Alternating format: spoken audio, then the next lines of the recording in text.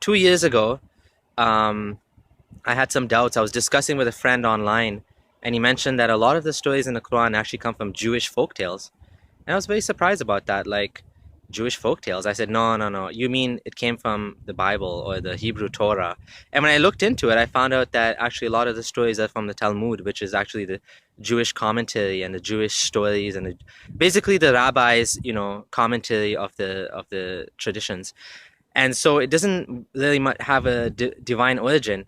And I also had a big problem with the story of Dhul-Qarnayn. This tribe of how Dhul-Qarnayn, he trapped this tribe of people, Yajuj and Majuj, Gog and Magog, behind a giant gate built of copper and iron. And I was wondering, where is this place? How come we can't find it? We have Google Earth and all that, and how come we can't find it? So that was another doubt. And actually, I believe, left Islam for one day. But then I decided, you know what? I'm going to put my doubts aside. I'm Muslim. I want to go to Jannah. I want to believe in Allah. And I became Muslim for one more year. And then last year, so 1 year ago, is when when I truly left Islam for good. I was in Ramadan, and I was at a pre-iftar halaqah, and the sheikh was saying, Allah holds up the sky without any pillars. And this brought back all my doubts about, if the Quran is truly from God, the creator of the universe, the one that knows all things, why is he describing the world in a way that, was the 7th century understanding of the world? Like, the sky doesn't have, okay, we know the sky doesn't have any pillars that you can see, but there's no need for pillars. Like, we're just a ball in space. Sky is just emptiness. It's just emptiness of space. So there's no need for any pillars, visible or invisible.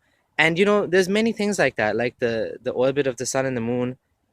Why Allah describes an orbit of the sun and the moon? Like, we know the orbit of the moon is around the earth. That makes sense. But the orbit of the sun, like, what orbit would that be? I looked into this and I found, well, there is an orbit. It's a 300 million year orbit of the sun around the Milky Way galaxy, which has nothing to do with humanity whatsoever, because it's completely useless. But of course, at that time, the Muslims would have thought that this orbit is an orbit of the sun around the earth. And even in a Sahih Hadith, Prophet Muhammad, he asked his companions, do you know where the sun goes when at the time of Maghrib? And they said, Allah knows best and his messenger knows best. And he said, it goes beneath the throne of Allah. Now we know the sun is actually still there, and it's actually the earth that's going around the sun. So this one and many other things, they didn't add up to me, that why the creator of the universe is making these mistakes, or describing it in a way that doesn't make any sense today, now based on the new information. And it made me wonder, is it truly Allah the creator, or is it just coming from a man that lived in the 7th century, that believed these things and was basically writing them as he went?